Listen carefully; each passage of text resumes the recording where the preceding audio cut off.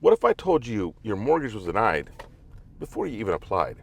Not by a person, not by a bank, by an algorithm, a robot, a machine trained on data you never approved, making calls on your future while you're just browsing Zillow like, hey, maybe we could buy something like this.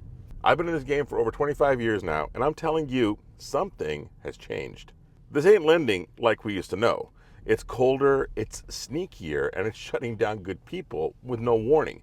Let me tell you about Marcus and Keisha.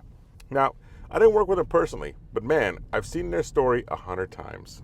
They've been married for 12 years, 2 kids, Jalen, 8, Zoe, 5. Marcus works maintenance for the school district. Keisha's a nurse at Kaiser. They rent this little duplex in San Bernardino, 750 square feet or so. The kids share a room, and when Zoe has a bad dream, she crawls into their bed. So Marcus ends up on the couch. No space, no privacy, but they've been making it work. After 3 years, they've been saving. Every tax refund, every overtime shift during COVID, 47 grand in the bank. Credit scores 720 and 698. Not one late payment. Sunday night, the kids are finally asleep. Marcus is sitting at the kitchen table looking at a home in Fontana. 3-bedroom, 2-bath, 485K. Zillow calculator says they're good. Pre-qual tool says likely approved. Keisha walks over in her scrubs. Should we do it? They fill out the app. 47 minutes, pay stubs, W-2s, bank statements, the whole 9 yards. And then they hit submit. And 18 seconds later, denied. That's it. One generic email, we regret to inform you, blah, blah, blah.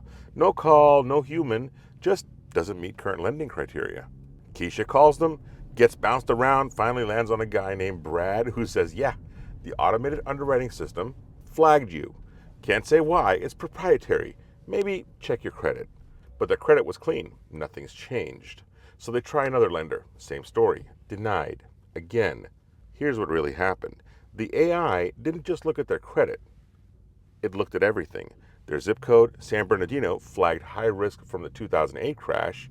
Marcus had a 2-month job gap in 2020, flagged as income volatility. Their last apartment, 3 tenants defaulted on car loans, so the address got flagged. It built a profile, not based on them, based on risk markers. To that system, Marcus and Keisha weren't parents who saved for 3 years. They were just bad data. And it gets even worse. While all this is happening, their landlord decides to sell the duplex they're renting.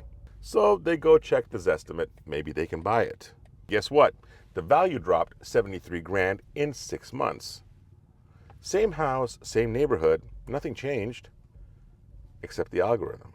You see, Business Insider did a study on this. Homes owned by big hedge funds, their estimates magically rise.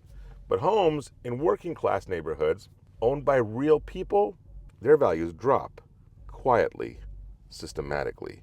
I've seen it all over the Inland Empire. 2 identical houses on the same street, one owned by American Homes for Rent, the other by Maria Santos, a teacher. Hedge fund house, up 8%. Teacher's house, down 3%. That drop, it kills everything. Now, you can't refinance, your equity's gone. Your net worth evaporates, not because you did anything wrong, but because a machine said so. And it's not just Zillow. Appraisals are going AI too. AVMs, or automated valuation models, they're everywhere. They're supposed to be objective and fair. But the Brookings Institution did the research. They found these tools consistently undervalue homes in Black and Latino neighborhoods by $15,000 to $30,000. Not because the homes are worth less, because the data was built on decades of redlining and discrimination. So guess what the algorithm learns? It learns bias. It learns inequality, then it calls it fair. Now get this, Marcus and Keisha finally find a credit union, still uses human underwriters.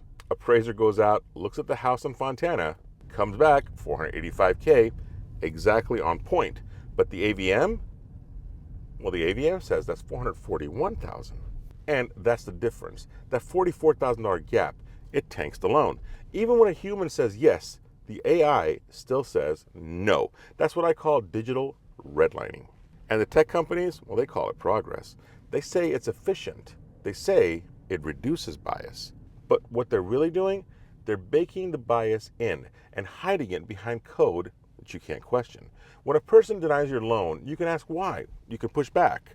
But when AI denies you, you get an email and the link. No explanation, no appeal, no chance. And families like the Brooks, well, they're left in the dark. Still renting, still saving, still hoping. And their kids? Jalen's asking why they can't have their own rooms. Zoe's starting to notice their family's different. And their kids? Jalen's asking why they can't have their own rooms. And you know what? They did everything right. They saved money, they paid on time, researched, applied. But none of it mattered because some algorithm decided they didn't fit the pattern. And in AI lending, patterns matter more than people.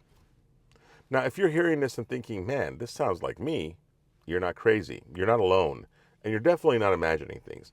These algorithms, most loan officers don't even understand how they work. They just punch in your information and read the result. But here's what they don't tell you.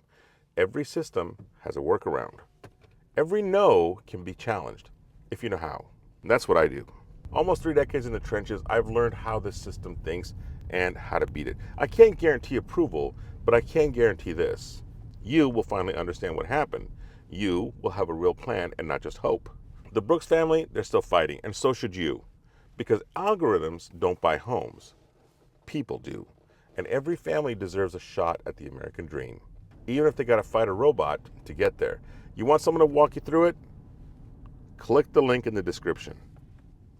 Let's look at your file together, because your future is too important to leave to a machine.